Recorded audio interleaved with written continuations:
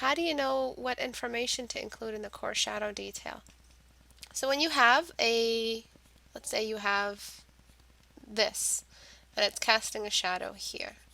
The amount of detail you decide to include here will be what you compare this amount of detail to.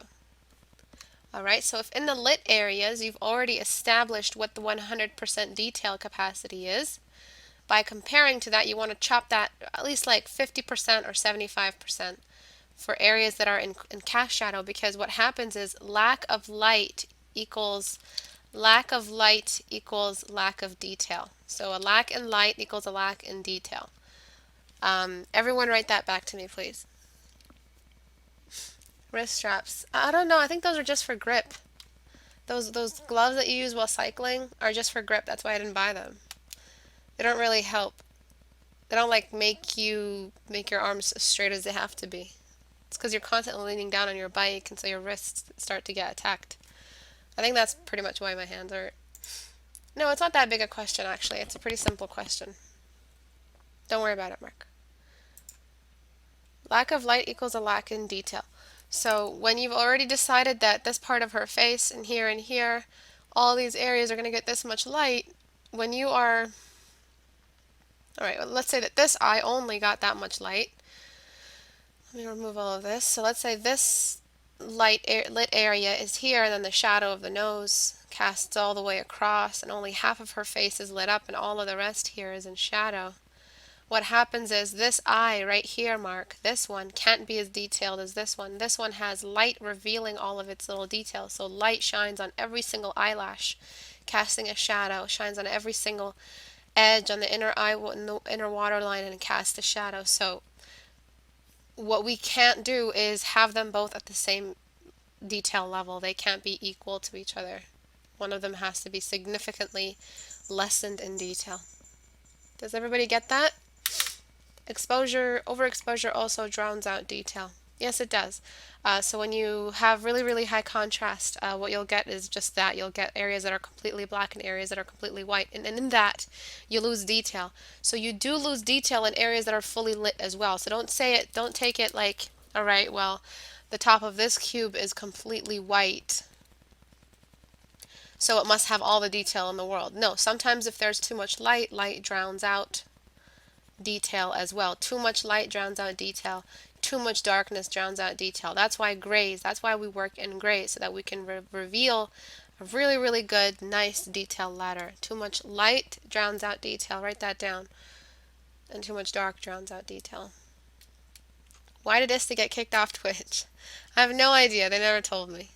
I didn't get any warnings on the matter. Let's see if anyone has any other questions.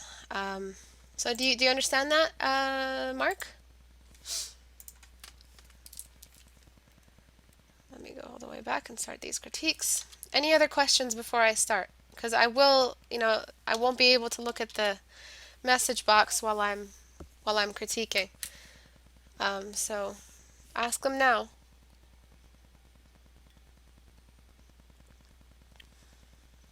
Is that with artificial or natural light? It's with everything. It doesn't matter. Detail is detail. Physics is physics. If it's a light with a color in it, then that light will give its color to the objects it's shining on. Sorry if my voice is really, really low and tired today. I'm not my usual bubbly self. Artificial light. Too much light equals lack of detail. Too much or too little light. Yes. Excellent. Yeah, I just always wondered why in master studies they draw core shadows and then just fade away the shadow after.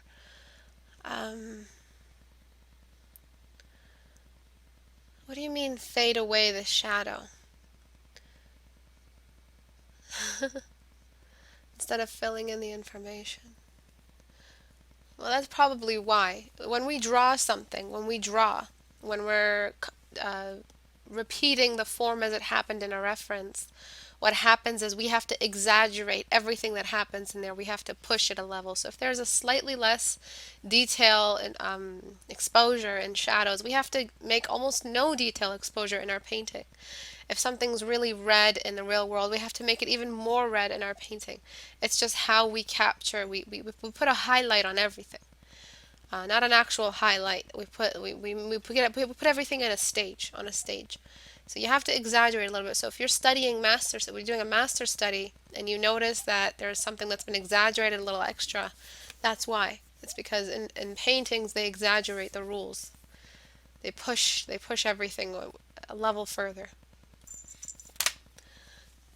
Oh, see? Not now. um, the streams are Tuesdays and Thursdays, and at 5 p.m. Eastern. How can you deepen shadows without them feeling unnatural or forced? That's a really, really good question. It's by not using, so right here in this image, what's happened is these shadows are unnatural and they are forced because what we're using is an unnatural dark, a dark that is not a local dark, a dark that is an external dark. So if we find the equivalent of black hair photograph, hopefully the photograph is decent. It just does not, this is not how black hair looks in the real world. It's not how we see black hair. Everything is lighter and everything is exaggerated in photographs if there's high exposure. So even at this level we have different shades in the black hair. We have the skin tones blending at the hairline with the color of the black to make it feel more natural. We have the rest of her face has an equal amount of black on it, so it doesn't feel like an external alien color coming in. And there is intense contrast everywhere. If this was a room in the real world and this wasn't a photograph, it would be a glowing room. It would be a room that actually has a glow to it.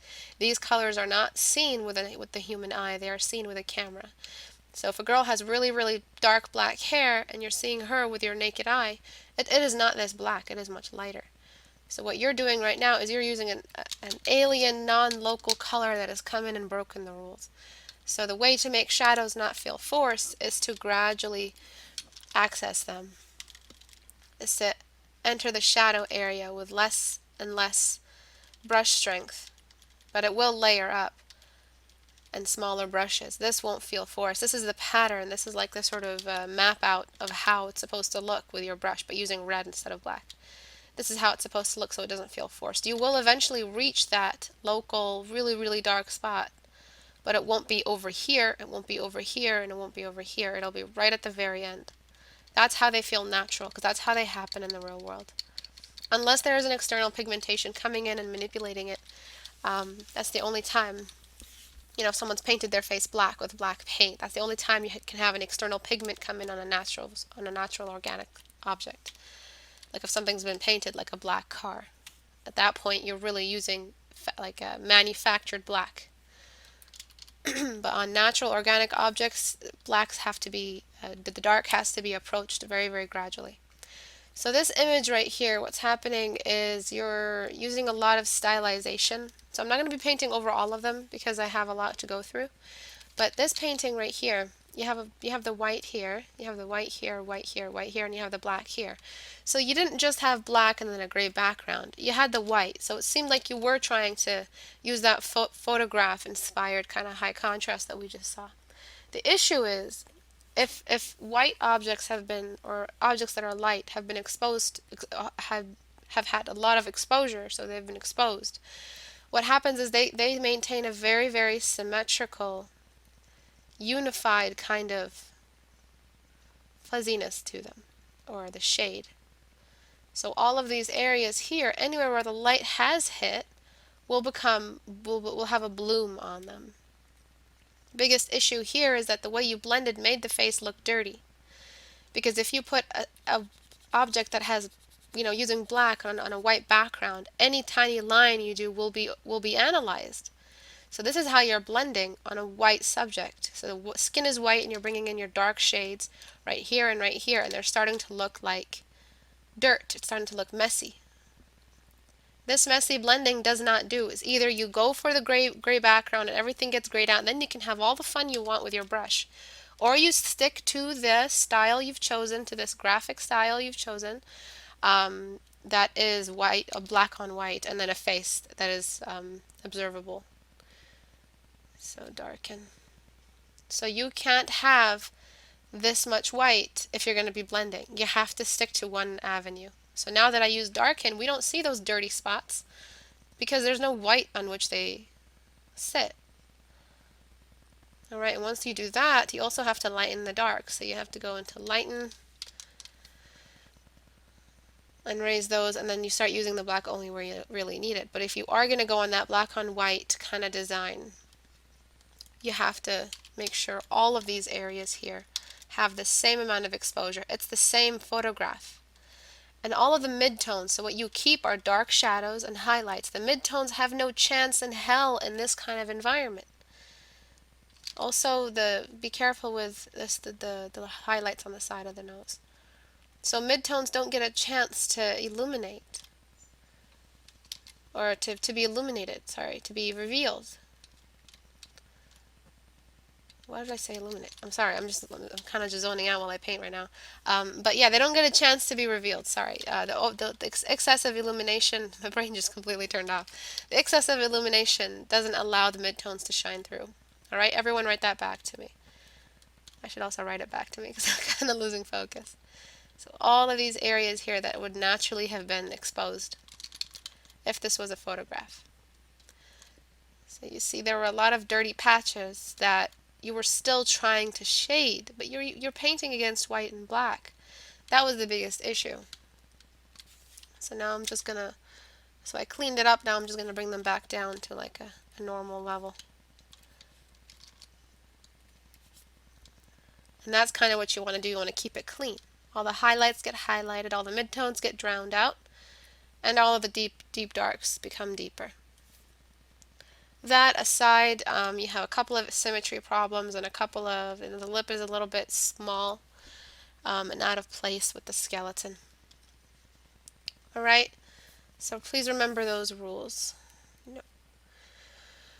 Okay, so there's this amazing dragon piece painted by, I forget who, I'm so sorry. I wanted to talk about one thing. The color wash is really what's the most important thing when you're working with a landscape, especially if there is a light source that has a very specific color to it. What's happened here, the issue, the one thing that's bothering me is that this is red on green. Red and green are not best friends on the color wheel. They hate each other. They have had a family feud for centuries. And they don't really get along very well. So what you have to do is make one submit to the other. Either make the background a little bit more peachy or the dragon a little bit more green. If I were to be standing outside looking up and there was a dragon flying in there and he had a really red tint to his scales, I would not be seeing this much red in his form. What would happen is a lot of his colors would be drowned out. I'm going to leave the ones on the wings actually because of subsurface scattering, but right here on him, actually, I should be on color right now. Right here on his person, sort of, on his dragon, on his self. I'm sorry, I'm not thinking straight today. He needs to be less red because we are experiencing the silhouette. Once I desaturated him, I didn't feel like I had to darken him. If I had darkened him before desaturating, I think he would have been too dark. Because right now he's in a silhouette. So he's against the background that is white and he's standing right in front of it. And that's what happens. The object becomes darker because we are looking at the object on the dark side of the object and the light side is facing the light.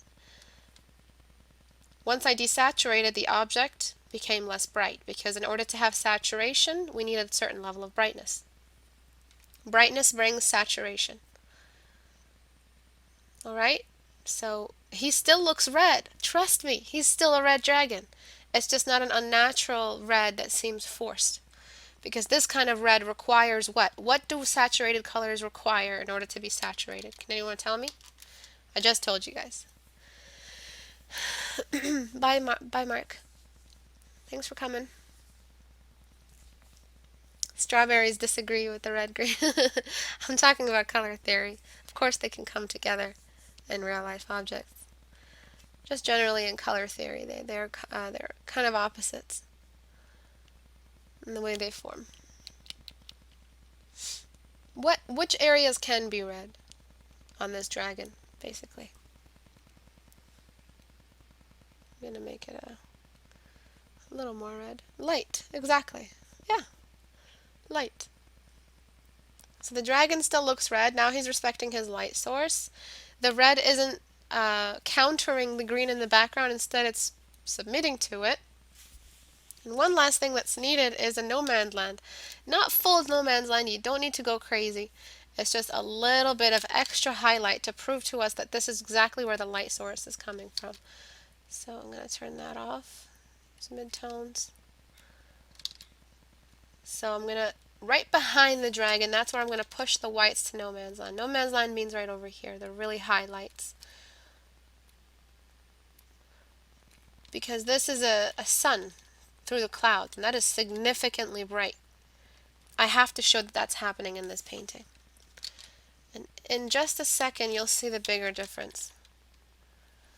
Alright, so what I'm going to do next is I'm going to bring in some of that highlight and make it bleed over the dragon.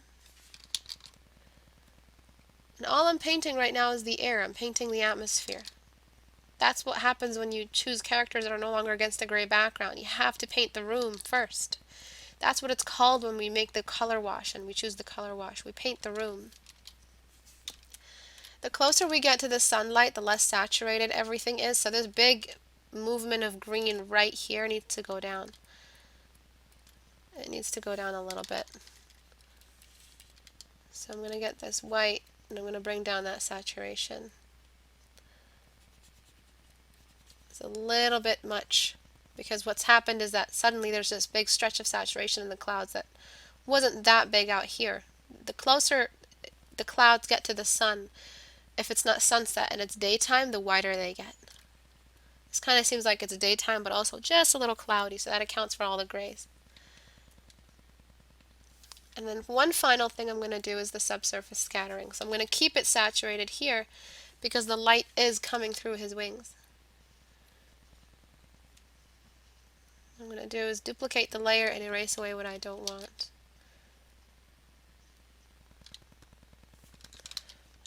And you'll see the big differences that are caused, that are a result. Sorry, I can't talk today, I don't know why. I think I'm getting a cold. But yeah, I wanted to tell you guys, you know how I used to be sick like all the time? I'm not anymore. I'm much better. I got fixed. My software was upgraded. Alright, so before,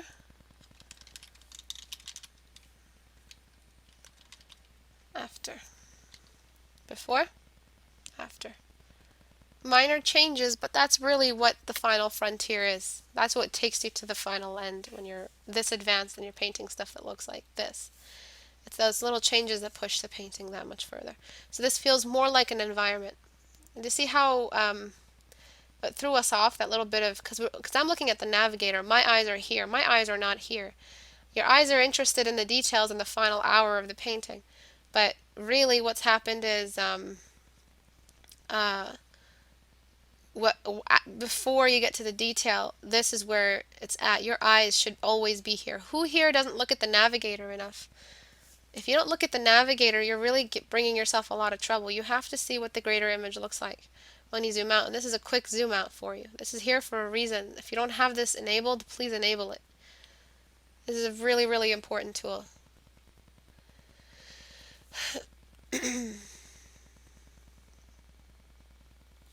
Yeah, being sick all the time sucks. Istebrak 2.0.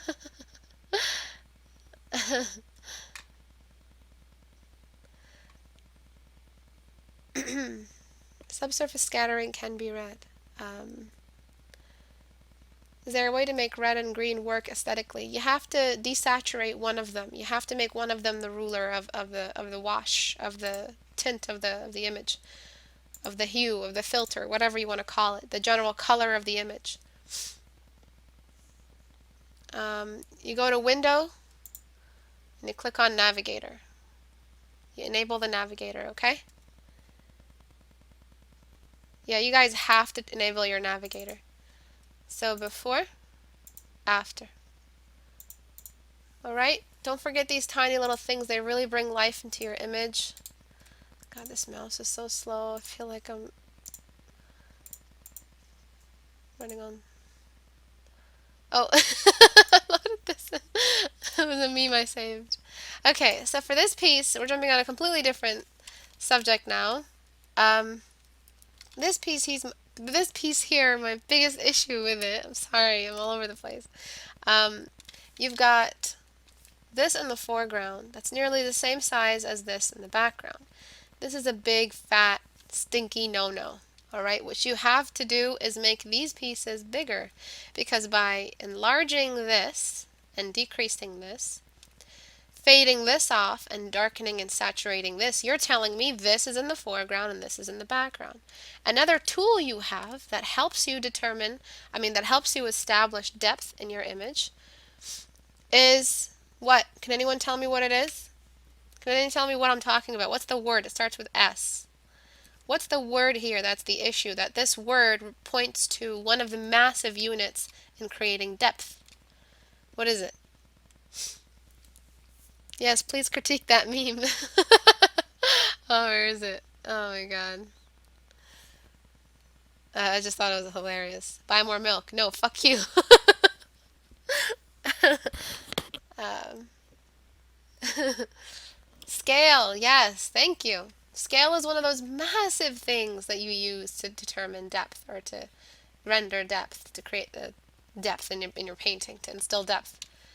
This object, without darkening it, without fading it off, I'm going to make it look bigger and more in the distance than this object just by adding in a horizon line. Look at what scale does. Scale is a massive thing. If you get rid of horizon line, if you get rid of scale, not scale, if you get rid of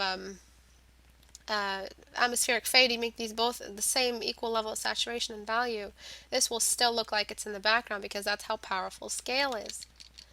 So this is such an amazing painting, and it was just missing that one little thing. And I don't even know if I can enlarge it. Let me see if I can do it without botching this up. No, not there. These need to be bigger, baby. That's what she said. Sorry, Artie. Okay, so raising the size of this. No, raising the size of that. And we'll look at the before and after, and it'll read way more strong, as that's in the distance right over there, and it's a really, really humid day in the jungle. This piece, instead of actually enlarging the rest, I'm just going to shrink this piece. Okay. Always, my eyes are always here. I've never talked enough about the navigator. The navigator is so important.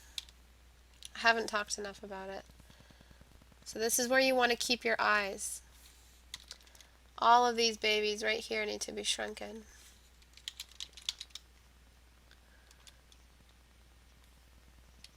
Right. So what's up with scale? Why is scale so important? Can anyone tell me? Oops.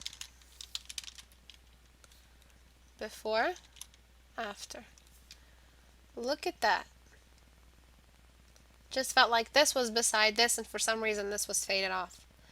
But now by using scale and shrinking these trees, because these trees are measurement units, it's like having a foot here and trying to convince me, hey, Istebrak, this and this are a kilometer apart, but here's a foot and here's a foot and they're the same size. I'm not going to believe you.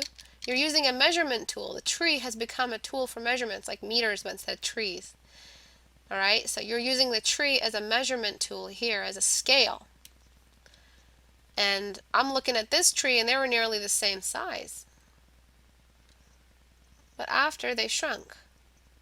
That's how you use scale. You use the same object, or an object that is similar. I'm sure these are the same size mountains, the same age. And these trees are probably around the same age too. And they probably are the same height, or very similar to each other. Give or two a couple meters. Give or two, give a meter, given a meter or two. Give it a meter or, I don't know how to say that. I don't know. I think I just talked too much Arabic today. That's why I'm I'm forgetting my English. It really does happen to me. If I talk another language for too long, I suffer. So before, after. Don't forget that your trees or any other object, if there was a human here, you would not paint them the same size here. You'd have to shrink them. So your scale is the object that you're repeating. Repeated objects, repeated objects in a painting, in a landscape can be used as a scale to measure distance. Everyone write that back to me. Let me see if you guys are paying attention. Slap a bitch. Ista hates everything.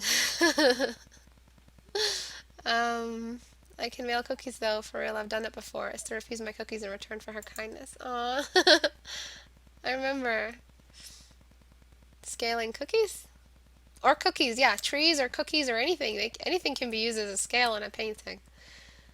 But that's the lesson, is that scale can be used as, or a repeated object can be used as a scale to determine distance. One time you started dreaming in French? Scale can be used to determine distance. Excellent. Repeated objects can be used as a scale to determine distance. That's the missing clause. Alright. So let me just pop this poopy back. Right. Save. Okay. I hate this mouse. Alright, so I'll talk about this one in a second, but I want to talk about this completely different. So because there is a perspective in the way you drew these guys right here, so we're seeing the top of the head, right? Probably because you've been busy compressing. You forgot that this here is a measurement of the entire body, so I'm probably going to end up fitting like 11 or 10 in here. This one's a bit small, I admit. Until we reach probably the end. 1, 2, 3, 4, 5, 6, 7, 8, 9, 10. That's 2 heads more than it should be. So we need to take 2 of these heads and add them to the length of this head, because it should be around 8 heads long. It's okay to have this issue. I mean, it's a beautifully painted image. It's a little bit off center and the canvas is a little bit questionable, but a lot of work went into this. So you don't want to allow tiny little issues like proportion to get in the way. What you want to do is make it so that the head is the appropriate size for the rest of the body. So if we measure it now, probably 1, 2, 3, 4. 1, 2, 3, 4. Okay. This is probably a really, really good size for it, but look at how it looked before. Perspective does mess around with proportion. It confuses you. It will cause trouble. That was the biggest thing that stuck out for me when I saw this. Another thing is the color wash. I mean, it's okay to have a green color wash in a snowy environment. It's just a stylistic choice. But I feel like a little bit of blue would have, I can't even do that because you've used warms on greens. A little bit of blue would have given off the feeling of, whoa. Sorry, one second. Let me find like a green between a blue and a yellow, sort of. Okay, color. That's a terrible color, but it's okay. I'll erase it away. Sorry, I forgot what I was saying. But yeah, it'll feel more like it's a swampy kind of green than a wintry green. So I'm going to erase away all the colors you chose on the guys, on the people here. But I'm going to try to make it a little bit more blue surrounding them. So this is photo editing, and you don't want to settle for that later on. So deep into the painting after hours and hours of rendering. What you want to do is make these choices early on. So which one feels more like winter? This one, which feels like a snowy swamp? Or it still feels like such deep snow, it still doesn't even show as a swamp even then because it's green. That's the only reason why it shows off as a swamp to me. But even then, it just feels like a tundra. This one definitely feels more cold to me. So I'm saying this mostly because you've got these different textures here. You've got a reflective texture that needs lots and lots of blues in it. So you need to not only create the wash or choose the color of the room, but reflect it back on anything that is reflective. So the armor here will capture some of that blue all the way across. The swords will catch a lot of that blue as well. Okay, oops. So I'll show you the before and after in a second, but is she talking? Like I'm not exactly sure. Was she holding like a dead body? Because I see some edits. Oh no, that was me. What could this have been? I'm not sure. But because you've used so much white and you've used that to push the story that they're in a cold environment or a winter environment, this feels more to me like the appropriate wash for this environment, blues. If it's daytime, if there's blue in the sky shining through the winter clouds, there will always be just a little bit of blue outside in a wintry day. You just have to see it, you just have to pay attention to it. Okay, so we didn't have, with such a tiny little change, we didn't really have to change all of the colors in here because they were already so in between the green and the blue. And that was fine. There's a lot of grays in here. Gray is friendly with all colors because it's a midtone. Alright, and the head size really is the biggest change here. Alright, so don't let perspective mess up your proportions. Proportions are the same. They should be the same throughout. So just because the head is compressed in perspective and we're seeing the top of the cube doesn't necessarily mean that everything becomes compressed like foreshortening. The camera isn't above her head. Maybe you made it a little smaller because maybe you were anticipating foreshortening or something, but the head would be larger if the camera is higher, if anything. That's why I made it just a little bigger than usual. Alright, there is also another head issue right here with the feet. They're the same size. The camera isn't at an equal distance between this and this. The camera is closer to the head. So the foot should be just a little smaller.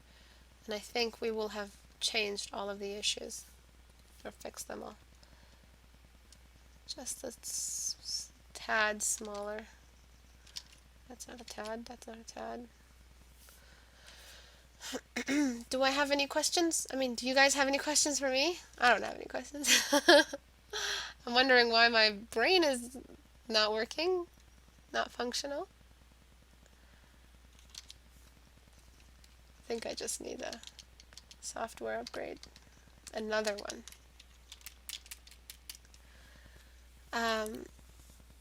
Even if she was kicking a little snow, well, it's snowing. It has been snowing before they entered the area. Yeah, that'd be a nightmare. That's what I don't think that. She was on last season. Maybe she's wearing thermos underwear. I don't know what you guys are saying.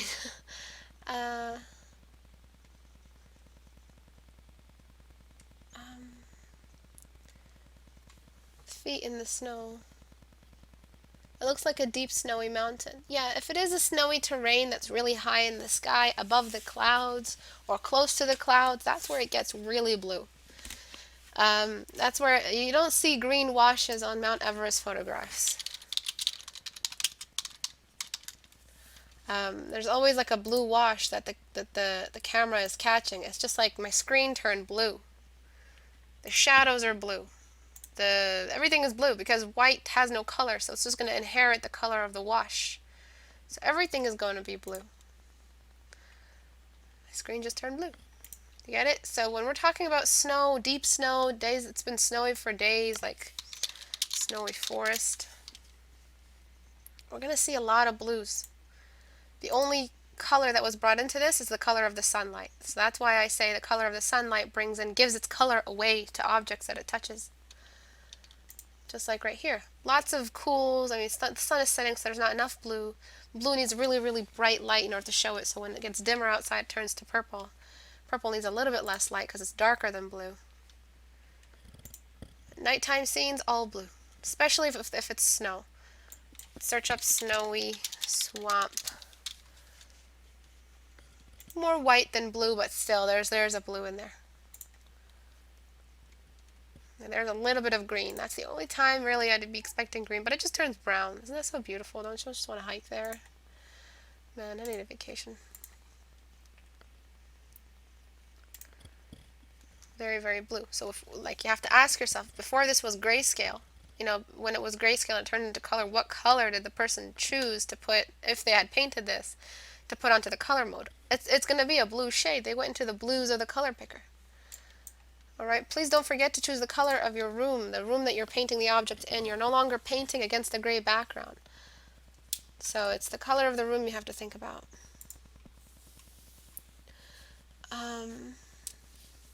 Please don't study chrome when trying to render medieval armor. Yeah, because the photographs they take are either against a really black room or something like that. But let me just flatten. Yes. Okay, so let's get on to this. La pièce de la résistance.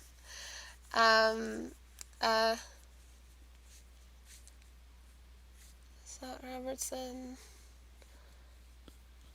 Okay, so let's get started.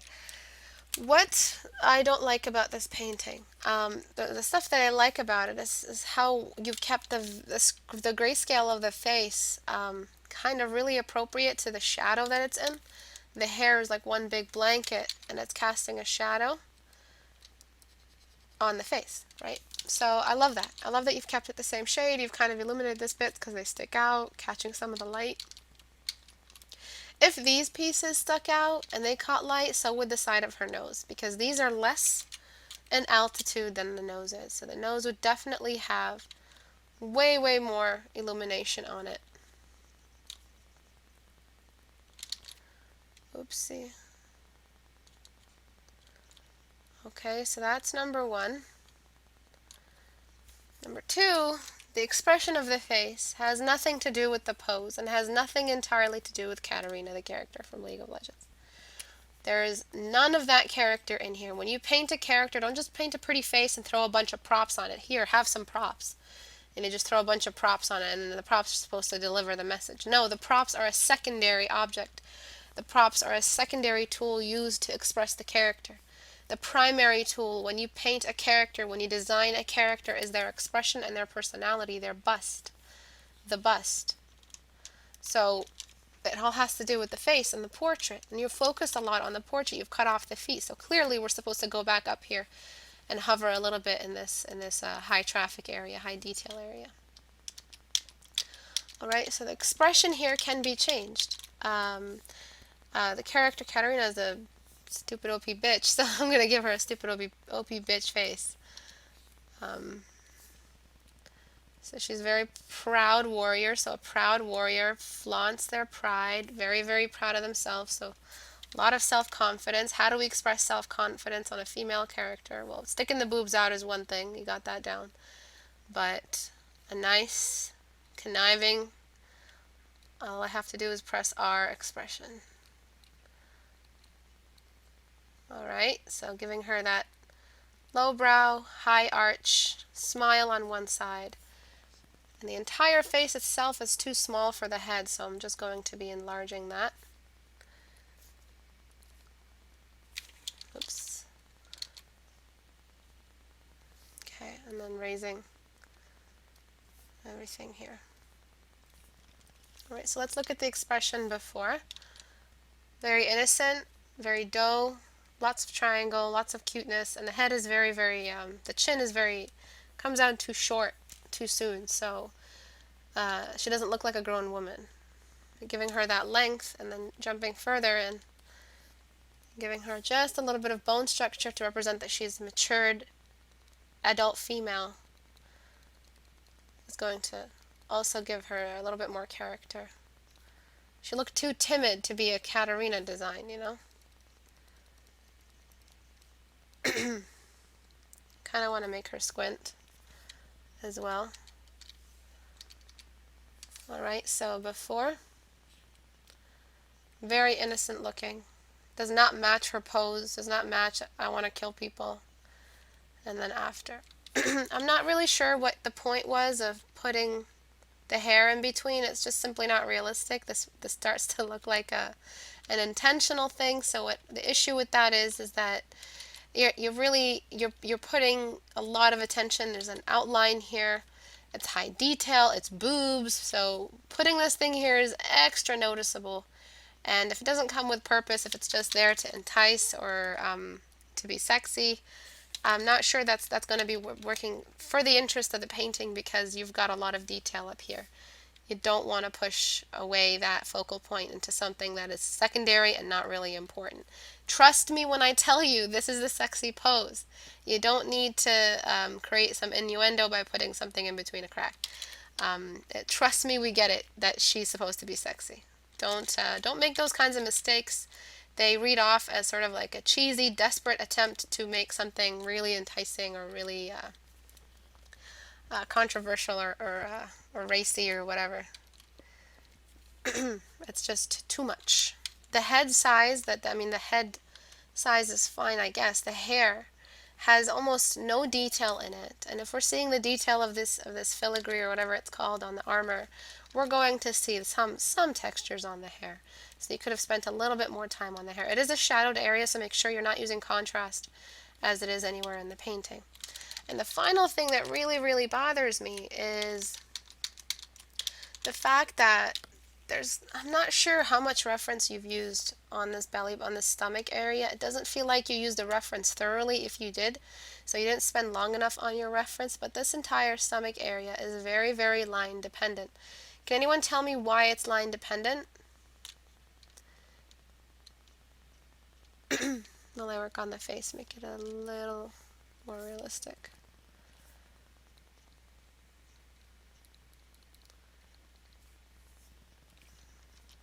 Okay, we need a couple more dark spots on the nose and on the mouth.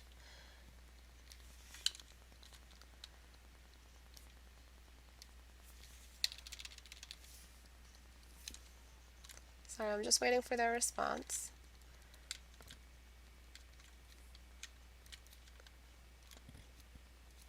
So there's still some light coming through on her face. So some light is being shown on her face, revealing it. So we need to add that in.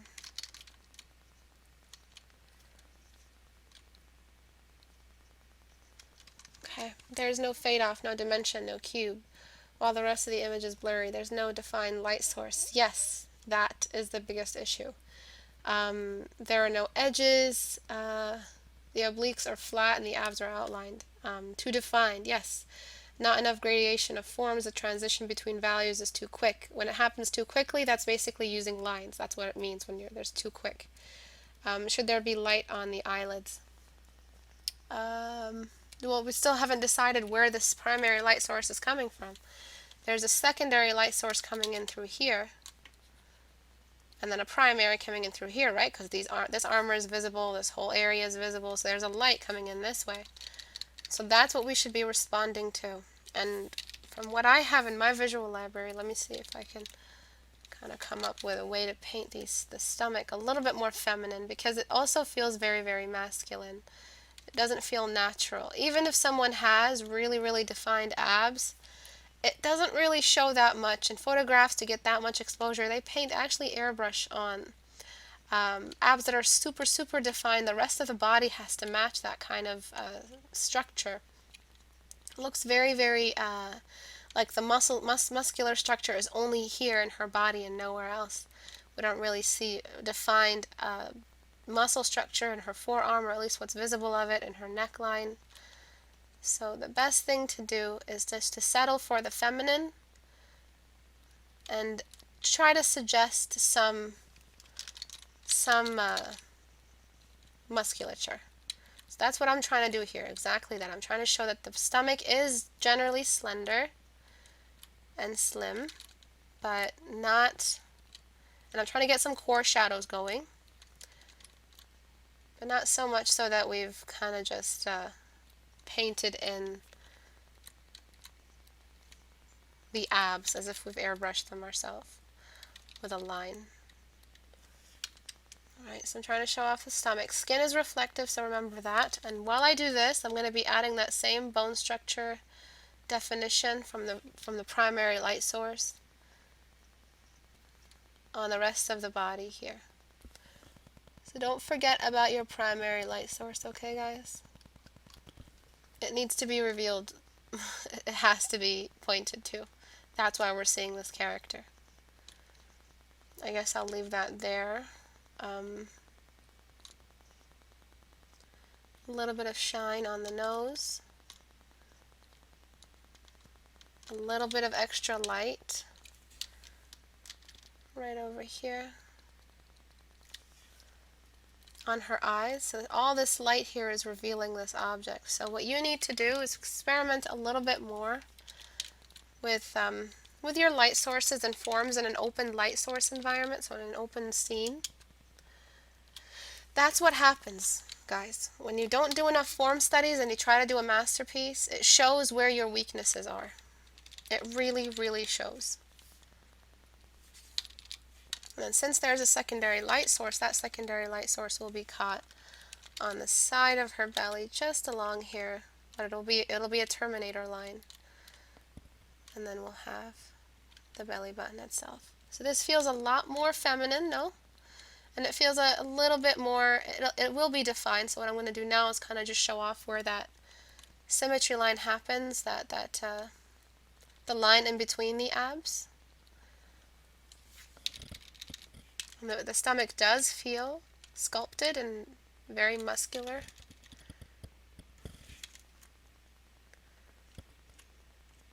And I'm just going to add a little bit of light here to show where the stomach is catching some light. And don't always outline. The reason why I know you need to be doing a couple more studies on form is because look at how you made these secondary light sources. Instead of painting in the entire side that's being illuminated, you use outlines. This is a complete remnant of line dependency. Line, line, line, line. Why are you using lines? You should be covering the entire area in highlight.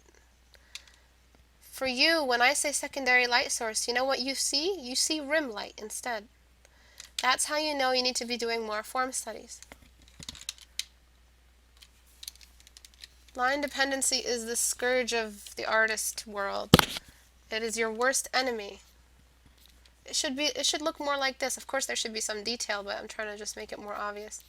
It should look like this instead of lines, lines, lines, lines, lines, lines, lines. Lines, lines, lines. See the way you did the sides of the fingers? That's exactly what I want you to do for the rest of the body. If there's a secondary light source. Okay, so all I'm going to do, this answers someone's question from earlier. How do you use or bring in heavy darks without overdoing it and making it look natural? So basically what's happened here is that we need a dark spot for the belly button. And all we have to do, I don't know why it's not working. Alright, all we have to do is just slowly use that dark as we need it. So right now I didn't use all of it. I got a nice set. I'm going to smudge it. If this was sketching, I'd have just smudged it with my hands or my fingertips. And then zoom in more and find a deeper spot in that cavity. Zoom in more and find an even deeper spot, and my brush is shrinking as I go. This is how I bring in the darkest darks that can be used. This is the only way to make it feel like a belly button. Now look at that. It feels like a real hole. It feels like lint can really hide in here. Alright? Feels like a real place where that looks like an actual valley, because we've used our darks gradually. Okay, so this kind of goes up here into this line here. I'm not using any lines. I'm not blending. I mean, I'm blending where I need to. I'm not blending where I don't need to. Where you don't need to blend, what is that? Do you know what that is? Does anyone know what the areas that haven't been blended, what did they used to be?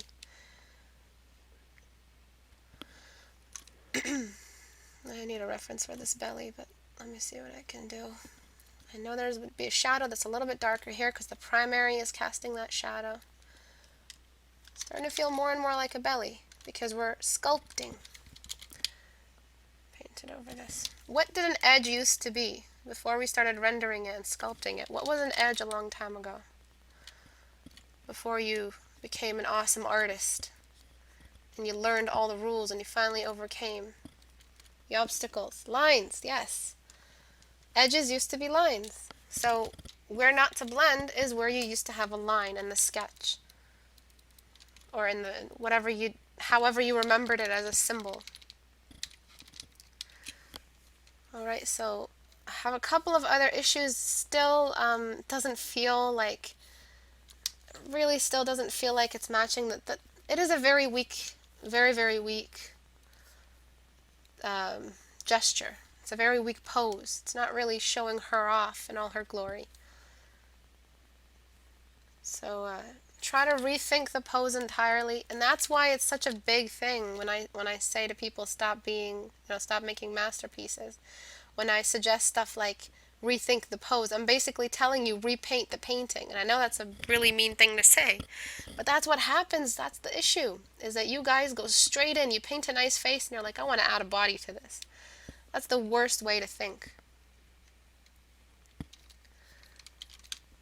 Because you will find mistakes in that pose that you didn't spend enough time researching.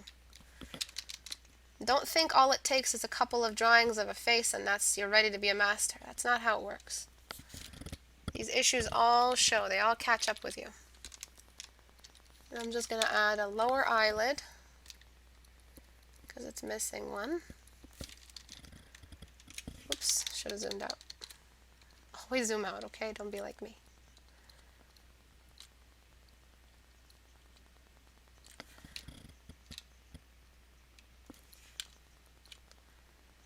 Okay. Nearly done. So now her face feels a little bit more like a crazy warrior girl. The stomach feels a little more natural. The pose is still very weak altogether. So let me just sharpen, unsharp mask, just so we can get back some of that detail. This is a very low res. I recommend you guys send me better res if you want me to go thoroughly, to paint thoroughly. But before, the expression was completely spaced out. My eyes are going straight down her hair to this area, which really, let me tell you, you don't want to do that.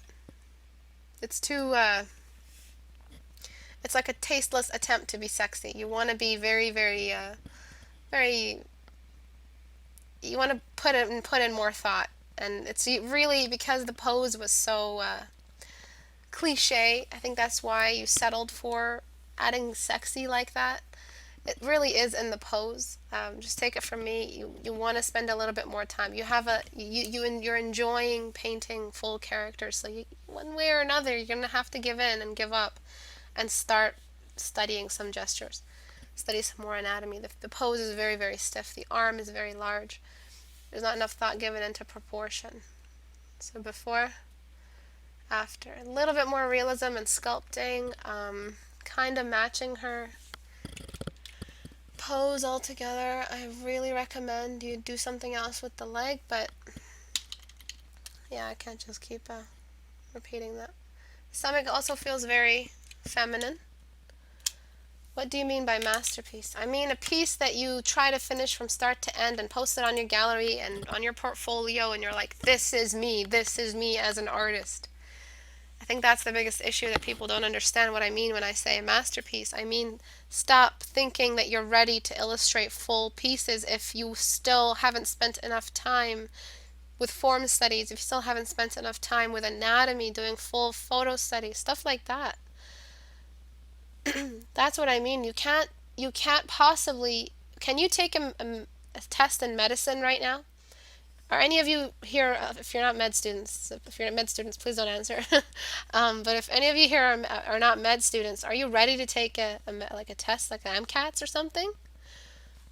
No, because you didn't spend enough time studying it. A masterpiece is like taking like a graduate study to be a doctor. That's the exact same. That's exactly what I'm trying to say. Is that you can't test yourself with a masterpiece if you haven't spent enough time studying. You have to study. Alright, galactic grapefruit? You are guilty of that. I am guilty of that. Everybody here is guilty of that. All 75 of you, 77 of you are guilty of that. We're all guilty of trying masterpieces before we're ready. The only thing that a masterpiece is good for, and quote me on this, is it reveals what we're not ready for. So a masterpiece, this was successful in revealing to you or to whoever did this piece what you're not ready for, which is probably figures, poses, anatomy, portraiture, a couple of things on portraiture. Portraiture is probably your strength at this point. And just figuring out, like, anatomy meaning the genders, age and gender, all of that stuff. And that's it.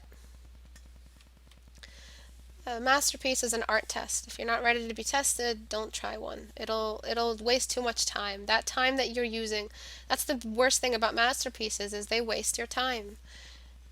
You could be studying, and in a month from now you'll paint something way better than that 6 hours, 7 hours you wasted today on something that you didn't know how to. You were just, I'm sorry for my terms, but dicking around in a subject you haven't spent enough references on. Just, that's what I do. That's what I used to do. I used to just dick around. Honestly, that's the exact word I had for it. I have no other word for how shamelessly hover renderer I was. Like, how much of a hover renderer I was. I would just sit there and render on and on and on, thinking that I'd eventually get it. And I just look back at the hours and I'm like, I just spent like 3-4 days messing around with this painting, and now I've thrown it out. Why? Why did this happen to me? Why did I just throw out an entire painting? It's because you didn't study. It's because you tried to do something you weren't ready to do, Istebrak. That's why you threw it out. When I realized that, that's when I started doing form studies and gesture drawings and quick gesture poses. I used to use that one robotic looking ass website for gestures. And then I started practicing real stuff, and then started taking my own gestures, photographs of myself posing, because I didn't get enough from the from online references, and I started experimenting with that, sitting in front of a mirror and just sketching. All of that stuff helped me.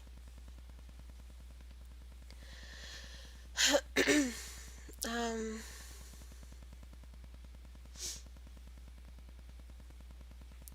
I heard a great tip today by Feng Zhu. Paint 10 full paintings that you put all your effort in and never post them anywhere or show them to anyone. Not ever. Okay.